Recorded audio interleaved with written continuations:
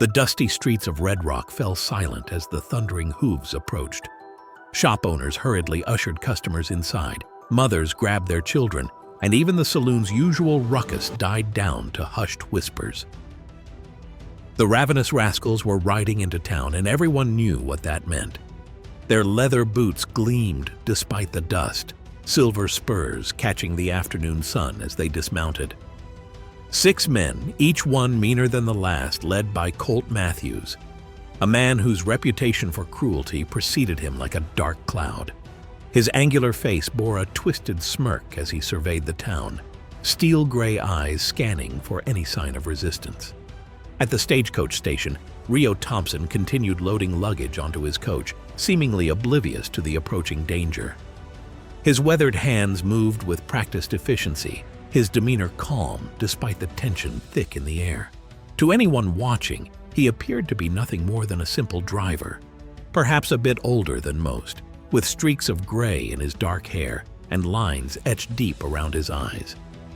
"Well, what do we have here?" Colt's voice carried across the street, dripping with mockery. "Looks like we found ourselves the most important man in town, the mighty stagecoach driver." His gang erupted in laughter, the sound echoing off the wooden buildings. Rio didn't look up, continuing his work as if he hadn't heard them. This only seemed to irritate Colt more. The gang leader strutted closer, his spurs jingling with each deliberate step. "Hey, old-timer, I'm talking to you. Don't you know it's rude to ignore your betters?" Finally, Rio paused, turning slowly to face the gang. His eyes, a deep brown that seemed to hold secrets darker than a moonless night, met Colt's gaze. For just a moment, something flickered in those depths, something that made Colt's smirk falter ever so slightly. "Afternoon, gentlemen," Rio said quietly, his voice carrying a hint of gravel. "Something I can help you with?" The gang exchanged glances, clearly thrown off by his composed response. But Colt quickly recovered, reaching out to knock Rio's hat off his head. "Yeah, old man, you can help us by providing some entertainment. How about a dance?" He drew his pistol, firing a shot at Rio's feet. The bullet kicked up dust, but Rio didn't flinch. He simply bent down, picked up his hat, and dusted it off. The calm in his movements wasn't that of a frightened man. It was the stillness of a predator waiting for the right moment to strike. If you're already on the edge of your seat, let us know in the comments below where you're watching from. And trust me, you won't believe what happens next when these outlaws discover who they're really dealing with. As Rio watched the Ravenous Rascals swagger down the street, memories he'd spent years burying began to surface. His hand unconsciously moved to his side, where a worn holster lay hidden beneath his simple driver's coat. The leather was old but well-oiled, the weapon within carrying a history as dark as the barrel that housed its bullets. 15 years ago, he'd been known by a different name, Quick Draw Rio, the fastest gun in the Black Spurs gang. His reputation had stretched from Texas to California, leaving a trail of empty bank vaults and fearful whispers in its wake. The same eyes that now watched stagecoach schedules had once tracked patrol routes, planned heists, and spotted weakness in any defense. Standing in his small room above the stagecoach office that evening, Rio pulled out an old tin box from beneath his bed. Inside lay a yellowed newspaper clipping.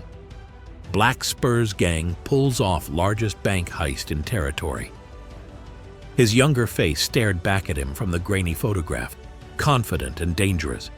Next to it lay a wanted poster offering $5,000 for his capture, dead or alive. Should have known it couldn't last forever, Rio muttered to himself. Remembering the night everything changed. The Black Spurs had been planning their biggest score yet, a train carrying army payroll. But something felt wrong. Rio had noticed the signs, whispered conversations that stopped when he approached, meaningful glances between his supposed brothers. His suspicions were confirmed when he overheard the gang's leader, Jake the Snake Martinez, plotting with the others. They planned to use Rio as a distraction, letting him draw the army's fire while they escaped with the money. After years of loyalty, they were ready to sacrifice him for a bigger cut. That night, Rio disappeared into the darkness, leaving behind everything he'd known. He'd spent the next decade reinventing himself, finding honest work as a stagecoach driver. The skills that had once made him infamous now helped him navigate treacherous mountain passes and protect his passengers from genuine threats. But watching the Ravenous Rascals case his stagecoach, Rio recognized the familiar patterns. The way they noted the schedule posted on the office wall, how they measured the distance between buildings with casual glances. They were planning something, and his coach, carrying the monthly payroll to the Silver Creek mine, would be their target. Through the window, Rio observed Colt talking with his men, their heads close together as they gestured toward the various exits from town. Their planning was sloppy, amateur compared to what he'd once known, but that made them more dangerous. Desperate men made mistakes, and mistakes got people killed. "Time to decide, old man," Rio whispered to his reflection in the window. "How much of the past stays buried?" The answer came as he watched a young family hurry past the Rascals, the mother clutching her children close in fear. He couldn't let these thugs terrorize innocent people, even if it meant risking his own carefully constructed peace. The morning sun painted the mountain trail in shades of amber and gold as Rio guided his stagecoach along the winding path. Inside, 3 passengers sat unaware of the danger that lurked ahead. A young banker carrying documents for the mine, an elderly woman traveling to visit her grandchildren, and a merchant clutching his leather briefcase close. Rio's keen eyes scanned the terrain, noting signs others might miss. A disturbed patch of grass where horses had recently stood, fresh tobacco smoke lingering in the still morning air. The Ravenous Rascals were already in position, waiting to spring their trap. "Beautiful morning for a ride, isn't it, Mr. Thompson?" the elderly woman called out cheerfully. Rio managed a polite nod, his attention focused on a narrow bend ahead. The perfect spot for an ambush. High rocks on one side, a steep drop on the other. As the coach rounded the bend, 6 riders burst from behind the rocks, their horses kicking up clouds of dust. Colt Matthews led the charge, his silver-plated revolvers glinting in the sunlight. "Well, if it ain't our friend, the stagecoach driver!" he shouted, that familiar mocking tone cutting through the morning quiet.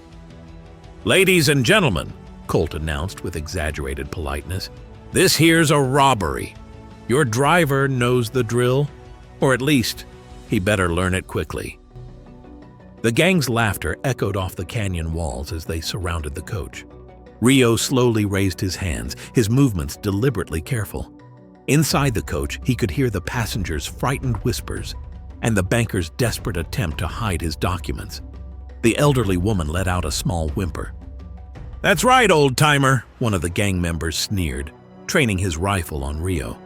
"Nice and easy. Wouldn't want their shaky hands of yours causing any trouble." Colt rode closer, leaning forward in his saddle. "You know, I was hoping you'd be driving today. After yesterday's disrespect, I figured we owed you a proper lesson in manners." His voice dropped lower, harder. "Get down from there, real slow-like." Rio complied, each movement measured and precise. As his boots hit the ground, the gang didn't notice how he positioned himself, angling his body just so, keeping the sun at his back. They didn't see how his eyes marked each of their positions, calculating distances and angles with the precision of a master gunman. "You boys really want to do this?" Rio asked quietly, that same calm tone from yesterday carrying across the sudden silence. "Still time to ride away." The gang erupted in laughter again, but Colt's expression darkened. Something in Rio's voice, in his stance, had triggered a warning in the gang leader's mind, but his pride wouldn't let him back down now, not in front of his men. "Only one riding away from here is us, with everything you've got," Colt snarled, cocking his revolver. "Now, let's see if we can't make you dance after all." What happened next would be talked about in saloons across 3 territories for years to come. Before Colt's finger could tighten on the trigger, Rio's hand moved with supernatural speed. The hidden holster under his coat opened, and his revolver seemed to materialize in his grip as if conjured by magic. The first shot rang out clear as a church bell on Sunday morning, sending Colt's gun spinning from his hand. The gang leader's expression transformed from arrogant confidence to shocked disbelief in the blink of an eye. 2 more shots followed in rapid succession, disarming 2 more rascals before they could even register what was happening. "Sweet Mother of Mercy," the elderly woman whispered from inside the coach, pressing her face against the window to watch the scene unfold. Rio moved like a man half his age, each step precise and purposeful. Another shot, and another gun went flying. The remaining rascals fumbled with their weapons, their previous bravado evaporating like morning dew under the desert sun. They had come expecting an easy target. Instead, they'd stumbled into the path of a mountain lion. "I know that draw!" one of the gang members gasped, his face pale as chalk. That's Quick Draw Rio from the Black Spurs gang." Colt's eyes widened with recognition. Stories of the legendary gunslinger had reached even his ears. Tales of lightning-fast draws and shots that seemed to defy possibility. But those stories were old, from another time. "That's impossible," he stammered, clutching his stinging hand. "He disappeared years ago." "Nothing's impossible," Rio replied, his voice still carrying that same calm tone, though now it held an edge of steel. "Just unlikely." His gun remained steady, covering the group with practiced ease. "Now, about that riding away offer." The gang scrambled backward, nearly tripping over themselves in their haste to reach their horses. Even Colt, for all his previous swagger, looked like a schoolboy caught stealing apples. His face burned with humiliation as he mounted his horse one-handed. "This ain't over," Colt spat, trying to salvage some dignity. But the tremor in his voice betrayed his fear. Rio's only response was to fire one last shot, the bullet cutting through Colt's hat and sending it tumbling to the dust. "Yes," he said quietly, "it is." The Ravenous Rascals fled, their horses' hooves thundering against the rocky trail as they disappeared around the bend. Inside the coach, the passengers sat in stunned silence, trying to process what they'd witnessed. The banker clutched his documents to his chest, mouth agape. The merchant had fainted clean away. Only the elderly woman seemed unfazed. She leaned out the window, a bright smile on her weathered face. "My word, Mr. Thompson, I do believe you've been holding out on us." Rio holstered his gun with a smooth, practiced motion, then climbed back onto the driver's seat. "Just an old man with a few tricks left," he said, taking up the reins. "Now, let's get you folks to where you're going." By the time Rio's stagecoach rolled into Red Rock that afternoon, the story had somehow beaten them there. Telegraph lines had carried whispers of the confrontation, growing more elaborate with each retelling.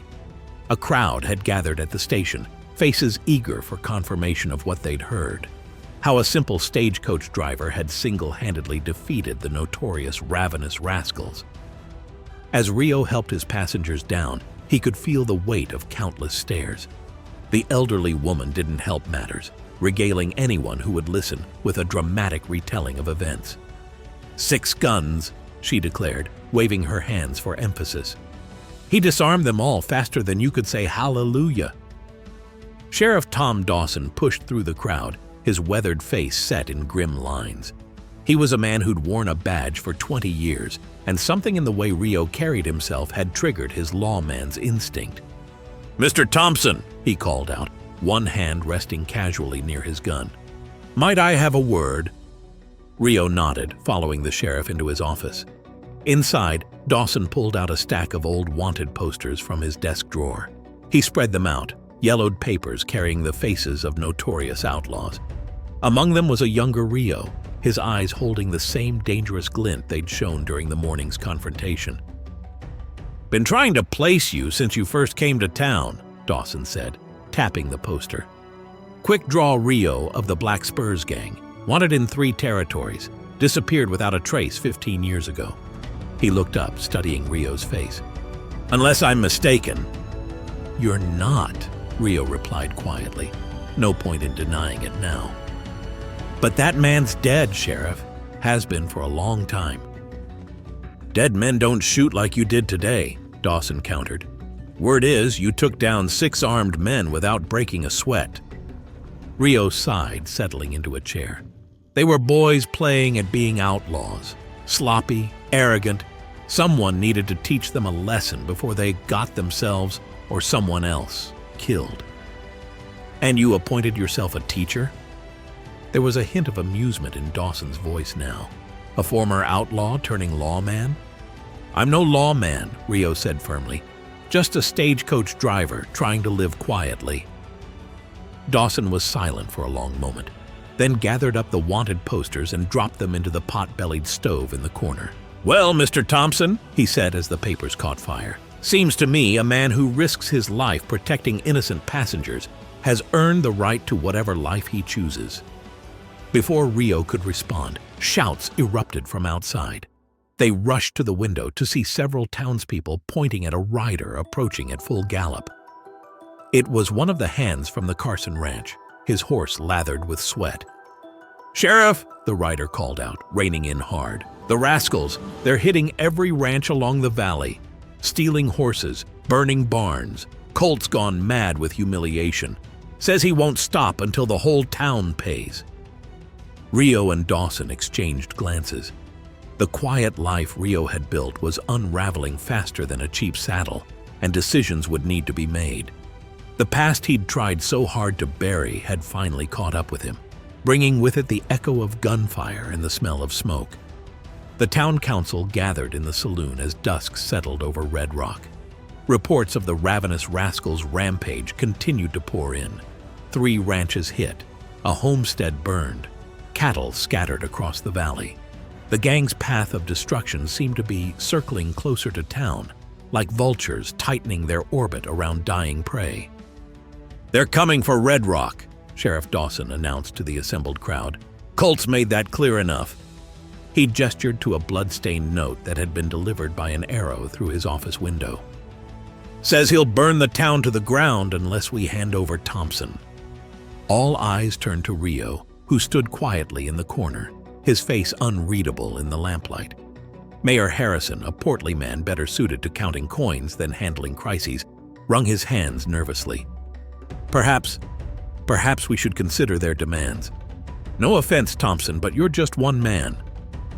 One man who saved my Sarah and her children, Mrs. Peterson shouted from the crowd. When the rascals attacked their coach, he didn't hesitate to stand up to them. The room erupted in argument, some supporting Rio, others fearfully suggesting surrender. Through it all, Rio remained silent, his mind working through possibilities like a card player calculating odds. Suddenly, the saloon doors burst open. A young boy ran in, breathless. They're here! The rascals! At the edge of town! The crowd rushed to the windows. Sure enough, 6 riders sat their horses under the moonlight, torches casting menacing shadows across their faces. Colt's voice carried clearly through the night air. Send out Thompson, he shouted. Send him out, or I'll show you what real outlaws can do. You've got until sunrise tomorrow. After that, we burn everything. To emphasize his point, one of the rascals threw a burning bottle that shattered against the schoolhouse. Flames leaped up the wooden walls as women screamed and men rushed to extinguish the fire. Rio stepped out onto the saloon's porch, his voice cutting through the chaos. You want me, Colt? Fine. But we do this properly. You and me, tomorrow at dawn. Single combat, gun to gun. Winner takes all. A tense silence fell over the street. Colt's laugh was harsh in the darkness. The legendary quick-draw Rio calling me out? Well, ain't that something? He paused, considering. And if I win? If you win, the town's yours. But if I win, you and your gang ride away. Never come back. Rio, no! Sheriff Dawson protested. You don't have to do this. But Rio's eyes never left Colt's shadowy figure. What's it going to be, boy? Or are you afraid to face one old man without your gang backing your play? The challenge hung in the air like gun smoke. Finally, Colt spat in the dust. Dawn it is, old man. Hope you've made peace with your maker. With that, the rascals wheeled their horses and galloped away, leaving behind only the echo of hoofbeats and the smell of burning wood. The hours crept by like wounded animals as Red Rock waited for dawn. In his room above the Stagecoach office, Rio sat cleaning his revolver with methodical precision. Each component was inspected, oiled, and carefully reassembled. The familiar routine brought back memories of countless nights spent preparing for jobs with the Black Spurs gang. "Never thought I'd be doing this again," he murmured to himself, checking the cylinder's smooth rotation. The weapon was old but pristine, maintained with the same dedication that had once made him famous.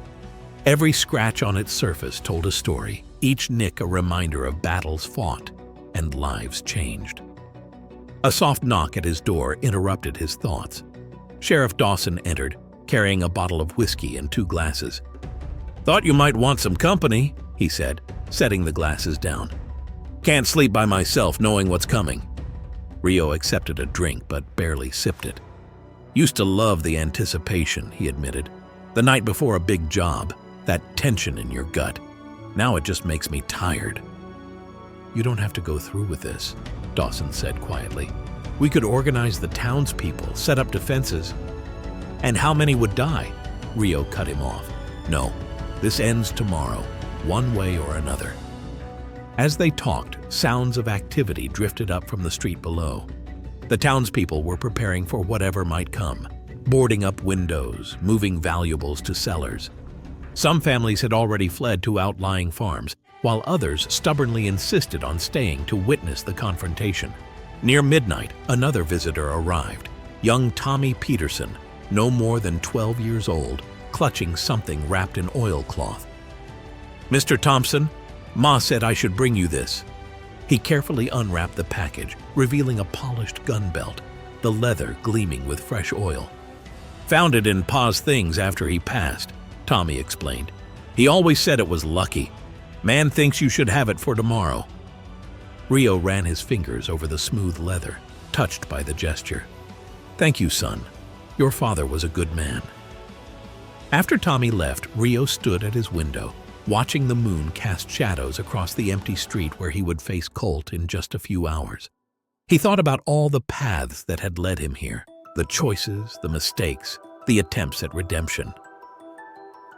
"You know," Dawson spoke up, breaking the silence, "folks around here aren't just scared of losing their town. They're worried about losing you. You've become part of this community, whether you meant to or not."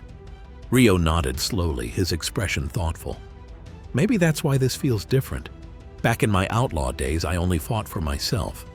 Tomorrow, I'm fighting for something bigger."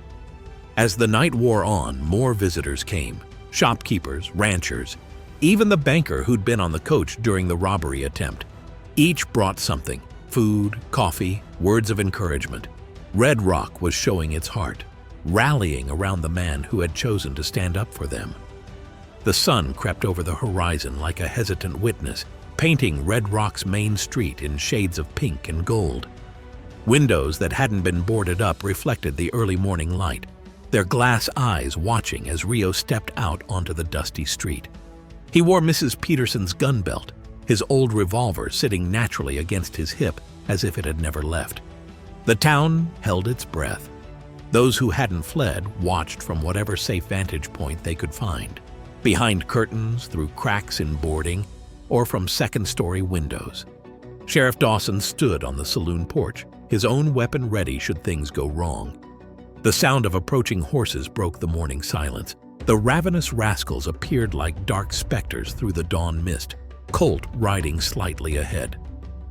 He'd cleaned up for the occasion, his black coat brushed free of dust, his guns polished to a mirror shine. But his eyes betrayed him, bloodshot from a sleepless night, darting nervously as he surveyed the street.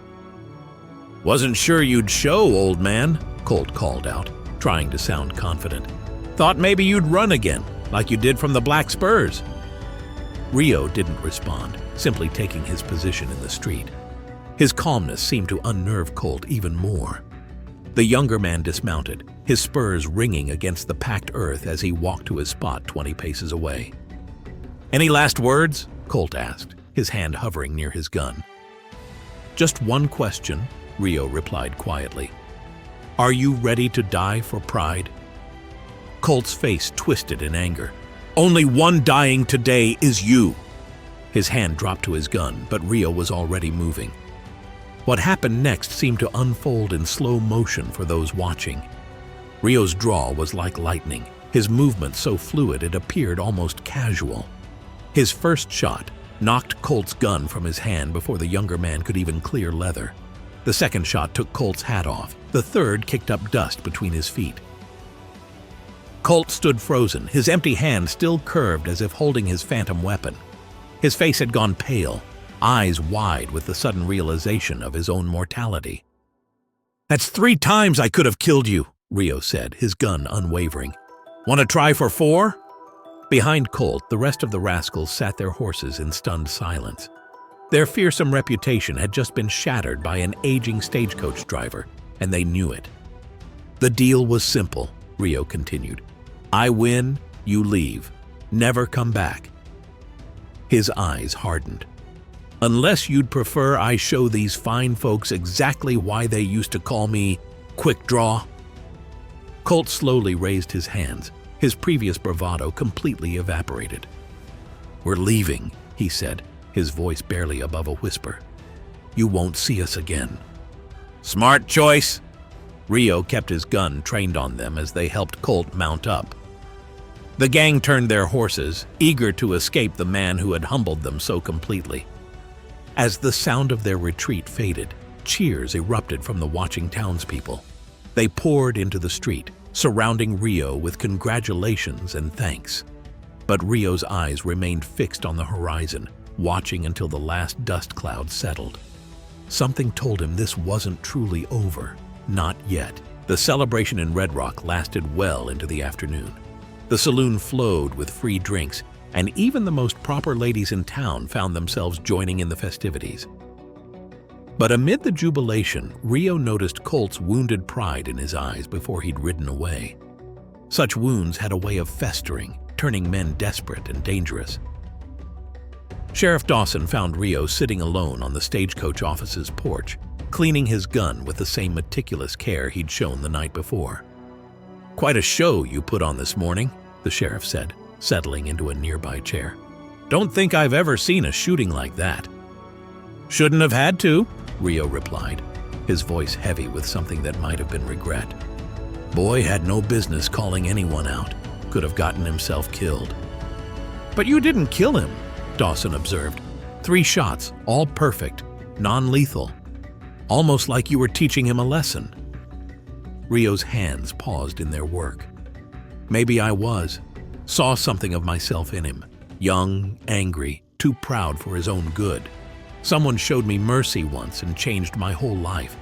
Figured I owed the same chance to someone else." Their conversation was interrupted by the arrival of Colt himself, walking up the street alone and unarmed. His shoulders were slumped, his previous swagger replaced by a humbled demeanor. Rio's hand moved instinctively to his gun. "Easy," Colt called out, raising his empty hands. "I'm not here for trouble, just wanted to talk if you'll let me." Rio studied him for a moment, then nodded. Colt climbed the porch steps slowly, as if each one carried the weight of his wounded pride. "You could have killed me today," he said quietly. 3 times over. But you didn't. Why? "Because killing is easy," Rio answered. "Living with it? That's the hard part. Trust me, I know."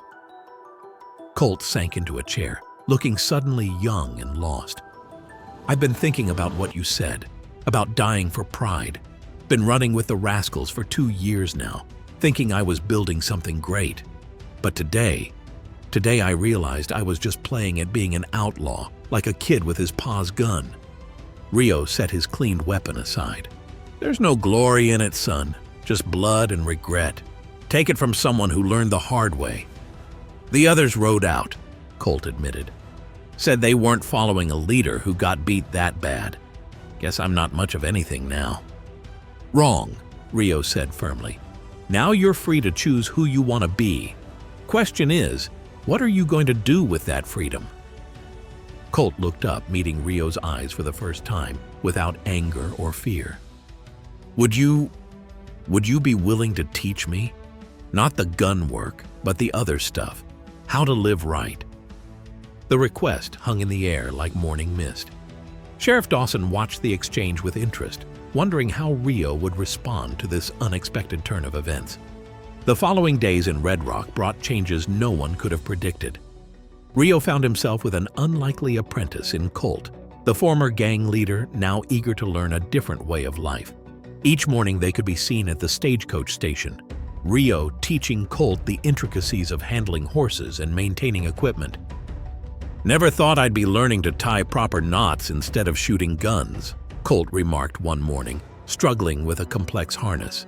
His hands, once quick to draw a weapon, now fumbled with the leather straps. "Life's funny that way," Rio replied, watching with patient eyes. "Sometimes the hardest battles aren't fought with guns at all." He stepped forward, adjusting Colt's grip on the harness. "Like this, gentle but firm. Horses know when you're uncertain." But not everyone in town was comfortable with Colt's presence. Whispers followed him through the streets, and mothers still pulled their children close when he passed. The weight of his past actions hung heavy around his shoulders. Sheriff Dawson visited Rio during one of these training sessions, his expression troubled. "Got word from up north," he said quietly, pulling Rio aside. "Seems some of your former rascals have joined up with the Barker gang. They're making noise about coming down here, settling scores." Rio watched Colt working with the horses, seeing how carefully the young man handled them now. "He's changing," Rio observed. "Question is, will others give him the chance I did?" "That's not all," Dawson continued. "Remember Jake the Snake Martinez, your old gang leader from the Black Spurs?" He paused, letting the name sink in. "Word is he's been asking questions about you in every town between here and Texas." Rio's face hardened at the mention of his former leader. 15 years, and he chooses now to come looking? Maybe he heard about the shooting match with Colt. News like that travels fast. Dawson studied Rio's reaction carefully. "What are you going to do?" Before Rio could answer, a young boy came running up to them, excitement written across his face. "Mr. Thompson, can you teach me about horses too? Pa says if I learn properly, I might get to help with the stage someday." Rio looked down at the eager face, then back at Colt, who was now successfully managing the harness on his own. The contrast between his past and present had never been starker. "Life has a way of forcing choices on us," Rio said finally, turning back to Dawson. "Been running from my past for 15 years. Maybe it's time to stand and face it."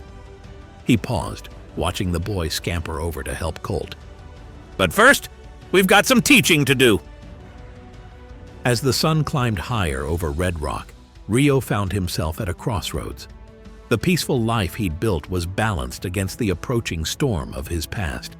But this time, he wasn't facing it alone. He had a community behind him, and perhaps more importantly, a chance to help someone else find redemption. Word traveled fast in the Western Territories, carried on the wind like tumbleweeds. The telegraph wires hummed with news of the Barker gang's movements, each report bringing them closer to Red Rock. Meanwhile, Jake the Snake Martinez's inquiries about Rio grew more frequent and pointed. In response to the mounting tension, Rio began organizing the townspeople. The Stagecoach station transformed into an impromptu training ground where he taught basic shooting and self-defense to anyone willing to learn. "Keep your breathing steady," Rio instructed a group of shopkeepers one morning. "A shaky hand makes for poor aim." He watched as they practiced, noting how even the banker, who'd never held a gun before, was starting to show improvement. Colt proved invaluable during these sessions, his own experience helping to bridge the gap between Rio's expertise and the townspeople's novice skills. "I used to think strength was about making others fear you," he told a young ranch hand. "But real strength? It's about protecting what matters."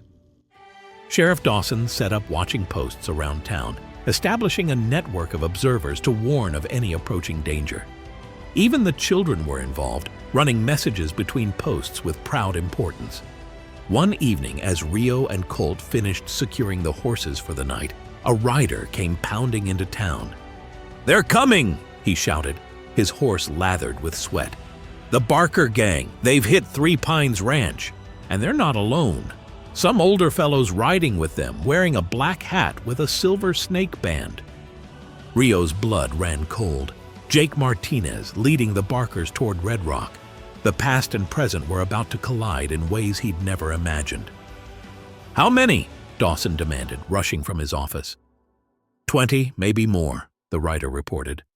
"They're burning everything in their path, saying they're coming to teach Red Rock a lesson about harboring traitors." Colt stepped forward, his face pale but determined. "This is my fault. The rascals joined them because of me. I should leave, draw them away from town." "No," Rio said firmly, placing a hand on the young man's shoulder. "Running doesn't solve anything. I should know." He turned to address the growing crowd of townspeople. "This is our home. We defend it together." The town burst into activity, implementing the defensive plans they'd practiced. Barricades were erected at key points, shooting positions established, and supplies distributed. Women and children were gathered in the stone church, the only building in town that wouldn't burn. As night fell, Rio stood on the roof of the Stagecoach office, scanning the horizon. Somewhere out there, his past was riding toward him with vengeance in its heart. But this time, he wasn't the same man who'd run away in the darkness 15 years ago. "They'll be here by morning," Dawson said, joining him on the roof. Rio nodded, his expression resolute. "Then we'll be ready for them." Dawn painted the sky in shades of crimson as Rio watched the Barker gang approach, their horses kicking up dust clouds that glowed red in the morning light. At their head rode Jake, the snake, Martinez, still cutting an imposing figure after all these years. The silver snake band on his hat caught the sunlight, flashing like a signal. "Well, well," Jake's voice carried across the empty street. "The famous quick-draw Rio, playing protector to a little backwater town. How far you've fallen, old friend." Rio stood in the center of the street, his stance relaxed but ready. Behind him, the townspeople waited in their positions, just as they'd practiced. Colt stood on the saloon roof, rifle at the ready. "It's over, Jake," Rio called back. "Been over for 15 years. Just let it go." Jake's laugh was cold as the winter wind. "Let it go? You betrayed us, Rio. Walk away when we need you most, and now you're harboring one of these rascal boys?" He spat in the dust. "Time to remind everyone why they used to fear the black spurs." "No," Rio said firmly. "Time to show them something better." He raised his voice, addressing the Barker gang. "Look around you, boys. See those windows? Everyone's got a rifle behind it. This town's learned to protect its own. You really want to die for a grudge that isn't even yours?" Uncertainty rippled through the gang's ranks. They'd come expecting to terrorize a helpless town, not face an organized resistance. "They're just bluffing," Jake snarled, drawing his gun. But before he could aim, Rio's revolver seemed to materialize in his hand. 2 shots rang out, Jake's gun went spinning, and the silver snake band on his hat shattered into glittering fragments. "Next one won't miss," Rio said quietly. "Your choice, Jake. Just like 15 years ago, when you choose to betray me." The truth hung in the air like gun smoke. Finally, Jake's shoulders slumped. "You knew? About the setup? Yeah, I knew. Could have killed you then, could kill you now, but that's not who I am anymore." One by one, the Barker gang lowered their weapons. They'd come seeking easy prey, but found a fortress instead. Jake looked around at his demoralized men, then back at Rio. "Guess you won after all," he said bitterly, turning his horse. The gang followed, leaving only dust and silence behind. As the townspeople emerged from their positions, cheering their bloodless victory, Colt approached Rio. "You let them go," he said wonderingly.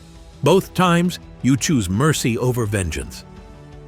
Rio holstered his gun for the last time. "Because vengeance keeps you chained to the past. Mercy?" He gestured to the celebrating town around them. "Mercy lets you build something new." Sheriff Dawson clapped Rio on the shoulder.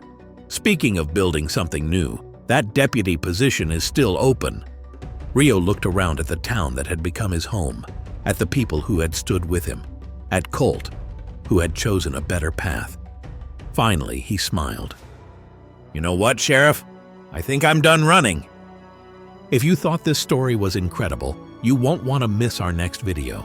Hit subscribe and the notification bell to join us for more amazing tales of redemption and courage in the Old West.